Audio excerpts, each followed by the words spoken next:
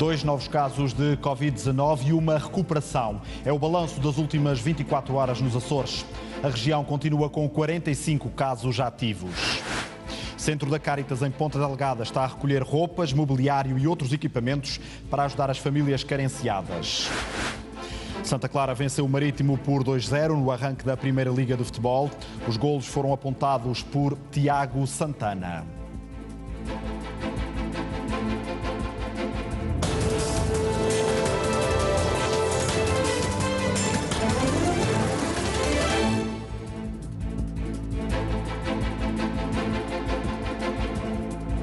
Boa noite, seja bem-vindo ao Telejornal. Foram diagnosticados mais 2 casos de Covid-19 em São Miguel. Um dos infectados é um jovem de 24 anos, contacto próximo de alto risco de um caso positivo, seu coabitante, que cumpriu isolamento e que obteve resultado positivo no teste efetuado no fim dos 14 dias. O outro caso envolve uma jovem de 25 anos que desembarcou ontem na região, proveniente do continente, e que acusou positivo à chegada. Nas últimas 24 horas verificou-se também a recuperação de um homem com 42 anos de idade em São Miguel. A Autoridade de Saúde Regional informa ainda que uma mulher de 34 anos, cumprindo os critérios de cura para a Covid-19 em território continental, saiu dos Açores, mais concretamente da ilha de São Miguel. Vamos ao ponto de situação da pandemia nos Açores. Há 264 casos de infecção detectados até agora, 173 doentes recuperaram e 16 faleceram.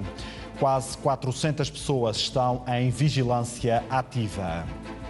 A região continua com 45 casos ativos, São Miguel tem 35, a Terceira 7, há 2 casos na Ilha do Pico e 1 na Graciosa.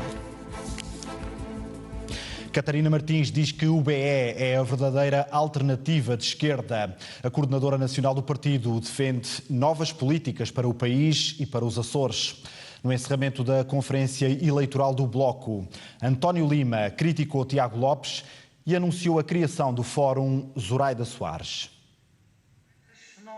Um fórum anual dedicado ao debate público de ideias sobre a região. Uma homenagem a Zoraida Soares, disse António Lima, que pediu também a despartidarização da política. O Bloco de Esquerda quer dinamizar o debate de ideias nos Açores. Queremos desenvolver anualmente um fórum de debate político na região, que junte quem reflete e pensa à esquerda nos Açores. E esse fórum de debate que queremos e comprometemos em realizá-lo todos os anos nos Açores, se chamar-se-á Fórum Zoraida Soares. É inexplicável para o Bloco, e já o dissemos, que a Autoridade de Saúde Regional, em plena pandemia, seja convidada e aceita ser candidato pelo Partido Socialista nestas eleições. E que isso, ainda por cima, seja considerado normal. Esta mistura, ainda para mais em tempo de pandemia, não gera confiança nas decisões tomadas. Catarina Martins defendeu as propostas sociais do Bloco para o país e para a região. A nossa luta, a nossa prioridade é uma resposta à crise que responda às pessoas. Tão simples e tão difícil quanto isso. No país, como nos Açores, o Bloco de Esquerda é a força política que de forma consistente e de forma coerente luta pela transparência, contra a corrupção e contra o compadrio. Sempre assim foi, assim continua a ser. No país como nos Açores, o Bloco de Esquerda é a força que luta pelo salário, que combate a precariedade e o abuso e sabe que o emprego e o emprego com direitos é condição primeira de democracia e de desenvolvimento. No país como nos Açores, o Bloco de Esquerda luta pelos serviços públicos de qualidade, porque são sempre eles que respondem e são eles condição de igualdade. O Bloco concorre a 25 de outubro a todos os círculos eleitorais, 9 de Ilha e 1 pela compensação. Falta pouco mais de um mês para as eleições regionais dos Açores. A coordenadora nacional do Bloco de Esquerda é convidada deste telejornal. Boa noite, doutora Catarina Martins, bem-vinda e obrigado por aceitar o nosso convite. Olá, boa noite, muito obrigado pelo convite. Começamos precisamente pelo contexto regional. Quais são as grandes prioridades políticas do Bloco de Esquerda para os Açores? Bem, nós estamos a viver um momento muito complicado, com uma crise pandémica que é também crise social e económica e, portanto, é natural que a primeira responsabilidade seja a resposta à crise que estamos a viver. E isso significa conseguir apoiar as pessoas que perderam emprego, rendimento com esta crise. Significa também reforçar as respostas da saúde para que consigamos fazer este caminho difícil, respondendo ao Covid e respondendo a todas as outras necessidades de saúde da população. E nesta resposta à crise há para nós critérios que são importantes. Nós vamos precisar de apoiar muito fortemente a economia, o país deve fazê-lo e deve fazê-lo solidariamente e os Açores precisam desse apoio, mas é preciso fazê-lo garantindo que chega às pessoas, que é salário, e portanto precisamos de critérios. Critérios desde logo de combate à precariedade laboral, critérios que obriguem as empresas que recebem apoios a manterem o emprego, para termos a certeza que o dinheiro que é distribuído à economia serve mesmo para apoiar quem vive do seu trabalho, quem está em dificuldades, e não para uma elite ficar melhor ainda do que está, enquanto tudo o resto permanece em crise. É preciso ter uma atenção mais especial em relação aos desfavorecidos, sobretudo nesta altura de crise. É preciso contexto de pandemia também. É preciso seguramente uma proteção social com reforçados apoios, e isso defendemos também. É preciso também ter a coragem para enfrentar problemas que são de sempre e que a crise torna mais agudos. Nós temos de ter muita transparência nos apoios que são dados, combater o compadrio, combater as formas de corrupção que minam muitas vezes estes apoios e a forma como chegam às pessoas. Precisamos de combater as desigualdades e, numa região, um arquipélago como os Açores, ter atenção a todos os territórios e às suas diferenças, e se têm ou não os serviços públicos que são essenciais, o acesso à mobilidade, enfim, que é condição de desenvolvimento, e precisamos de olhar para o futuro. E nós achamos, veja bem, os Açores são uma região extraordinária, com imensa potencialidade, toda a gente o diz, é um lugar comum, mas é absolutamente verdade, é uma riqueza extraordinária. E a economia até tem crescido, mas infelizmente as desigualdades têm-se agravado e até a pobreza está mais alta, mesmo antes da pandemia, não é? Os Açores são da região do país com maiores índices de pobreza. Como é que se pode combater estes números? Isto é um falhanço do governo de maioria socialista de 24 anos, quando a economia cresce e há mais pobreza e mais desigualdade. Neste caso concreto, o que é que o Bloco propõe para inverter estes números? Bem, para lá das condições claras de combate a compadrio, a corrupção, de clareza, de transparência, de leis do trabalho, para que o salário puxe pela economia, para que as pessoas sejam respeitadas no seu emprego, precisamos ter projetos de futuro para a economia dos Açores. Nós temos vindo a dizer e a defender que é possível uma diversificação da economia dos Açores e até da sua própria agricultura, que é muito necessária. Precisamos de valorizar muito setores tradicionais e que tem muita gente que trabalha neles e que infelizmente com rendimentos muito baixos. A pesca é também um desses setores em que muitas vezes o rendimento não chega sequer ao salário mínimo. E precisamos ter um projeto que puxe pelas qualificações e para que as pessoas queiram aqui viver e aqui trabalhar. E o Bloco de Esquerda defende desde 2004 a criação de um centro de investigação ligado ao mar nos Açores, que possa ser essa âncora de conhecimento. Com certeza que a biotecnologia marítima que os Açores podem trazer de conhecimento é das maiores riquezas a que podemos aceder. Muito bem, como sabem, os outros partidos nos Açores não têm achado essa ideia muito boa, não a têm acompanhado, e agora nós reparamos, com alguma surpresa, que no plano Costa e Silva lá aparece a Universidade do Atlântico, e é exatamente esta necessidade de ter aqui um polo agregador de qualificação de conhecimento. Nós achamos que isso é muito importante porque nós não nos conformamos com uma região onde um salário médio é 90 euros inferior ao salário médio do país, ou onde os jovens mais qualificados sentem que têm de ir embora. Nós queremos aqui que fique a qualificação, o salário e a riqueza. Vamos olhar agora para as eleições regionais. O coordenador regional do Bloco diz que o principal objetivo do partido nestas eleições é crescer. Nas últimas regionais o BE conseguiu eleger 2 deputados. Pergunto-lhe se está confiante num aumento do grupo parlamentar aqui nos Açores. Esperamos que sim, vamos à campanha com projetos, com ideias. O António Lima tem feito um trabalho extraordinário, em condições muito difíceis.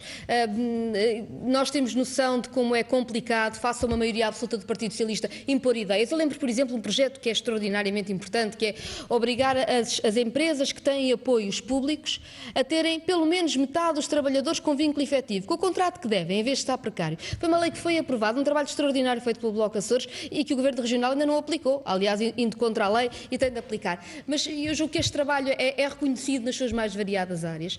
Nós temos noção de que há um problema de constrangimentos democráticos nos Açores que são complicados. Quantas vezes as pessoas não me abordam dizendo que se sentem próximas do Bloco, dessas ideias, mas têm muito medo, ou porque trabalham numa instituição do Estado, ou porque trabalham numa IPSS com um programa ocupacional e têm muito medo de qualquer coisa que o Partido Socialista não possa não gostar porque perdem o emprego. E esta forma de tratar como esmola aquilo que é de direito das pessoas, que é o seu posto de trabalho, o seu salário, enfim, é algo que é uma entorse democrática profunda, e eu acho que o António Lima e toda a equipa do Bloco dos Açores, meus camaradas, têm feito um trabalho extraordinário, e acho que as pessoas reconhecem no Bloco dos Açores essa força corajosa, consistente, coerente, que não diz uma coisa aqui e outra na Assembleia da República, que luta até pelos investimentos essenciais aqui nos Açores, que são tão importantes, e acho que merece a confiança dos açorianos e das açorianas. Se não houver maioria absoluta, o Bloco de Esquerda está disponível para um acordo pós-eleitoral com o partido vencedor, ou eventualmente para uma solução como aquela que foi adotada a nível nacional, a tão falada geringonça aqui nos Açores? Há essa disponibilidade do Bloco de Esquerda? O Bloco de Esquerda nunca foge a criar soluções, isso as pessoas conhecem, mas também não transige com o seu mandato e com o seu programa, e portanto aqui estamos para todas as soluções, não estamos para ser bengala de ninguém, já nos conhecem.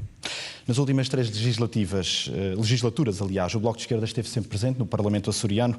Pela primeira vez o partido vai a votos sem Zoraida Soares como candidata. Que impacto é que esta ausência poderá ter a nível dos resultados do Bloco? Isto tendo em conta o impacto e a força que tinha a Zoraida Soares no Bloco de Esquerda Açores. A Zoraida faz-nos muita falta. É uma camarada muito, muito querida, que hoje foi homenageada até de uma maneira muito bonita, acho eu, neste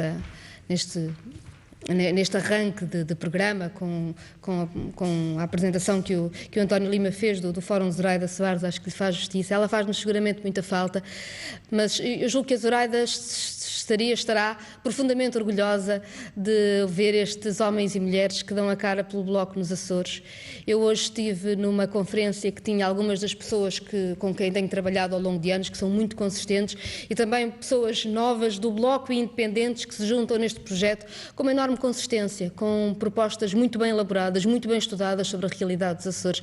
E eu acho que a melhor homenagem à Zoraida é mesmo a coragem e a força para continuar as suas lutas. Olhamos agora para a atualidade nacional. Já decorrem as negociações para o Orçamento do Estado para 2021. Está previsto um aumento da despesa de quase 2 mil milhões de euros. O Bloco de Esquerda já disse que não pode haver nenhum tostão para o novo banco e que esta é uma linha vermelha na negociação. Já obteve alguma resposta em relação a esta exigência? A questão não é saber se há linhas vermelhas do Bloco ou não, é razoabilidade. Ou seja, todos nós sabemos que, disseram-nos que o novo banco não ia utilizar o capital contingente, a garantia pública, o dinheiro público, se quiserem, que estava ao seu dispor, que a Lone Star não o faria, está a usar todo. Nunca mais acaba. E agora que se conhece o contrato, como sabe, o contrato durante muito tempo foi confidencial, o Bloco não o conhecia, percebemos que, analisando o contrato e analisando as condições que foram negociadas com a Comissão Europeia, é um buraco sem fundo, pode continuar a ir sempre dinheiro público para o novo banco. Ora, isso não é aceitável. Há indícios muito fortes hoje de uma gestão da carteira de ativos do novo banco que lesa diretamente o interesse público, o erário público, e, portanto, isso tem de ser travado. E quando toda a gente diz que isso tem de ser travado, é preciso ter a coragem de travar mesmo. E, portanto, o Bloco não está a dizer nada, que não diga toda a gente, isto não pode continuar. Só que tenha a coragem de dizer que se isto tem de ser travado, então no Orçamento do Estado não pode haver autorização de mais nenhuma transferência para o Fundo de Resolução para ir para o novo banco, ou do Fundo de Resolução para o novo banco, e dizemos mais, dizemos que é preciso investigar o que aconteceu, fazer o caminho para denunciar o contrato com a Lone Star, porque é um contrato que está a lesar o Estado, e até ressarcir o Estado, que o Estado deva ser ressarcido, e para isso propomos que uma comissão pública, o Tribunal de Contas, o Banco de Portugal, a Inspeção-Geral de Finanças têm capacidade e competências para isso, façam essa auditoria. O problema é que a auditoria que temos não serve de muito pouco. A Deloitte foi parte interessada num dos negócios. E estas grandes auditoras do mundo financeiro, há 4 mundiais, todas elas estão implicadas em negócios. Portanto, o Estado português tem de se fazer respeitar. E fazer-se respeitar é ir o Estado português investigar as contas e pedir contas ao que tem acontecido. Esta questão do novo banco será decisiva para o sentido de voto do Bloco de Esquerda em relação ao orçamento? Há muitas questões que são importantes. Nós queremos construir soluções. As pessoas compreendem seguramente que quando uma coisa está mal, e toda a gente vê que está mal, como o novo banco, não pode continuar assim. E também seguramente compreendem que num período de crise é tão importante usar os recursos que temos para responder às pessoas e às urgências da crise. E por isso no Bloco de Esquerda temos algumas prioridades. O reforço dos mecanismos de proteção social. Há muita gente que perdeu tudo. Perdeu emprego, salário, rendimentos, microempresários, enfim, perderam tudo e que não têm acesso a nenhum tipo de apoio neste momento da segurança social. Nós não podemos deixar as pessoas assim. Em relação aos salários, o Governo já disse que haverá um aumento significativo. O Bloco de Esquerda fica tranquilo com esta declaração? O aumento dos salários é uma...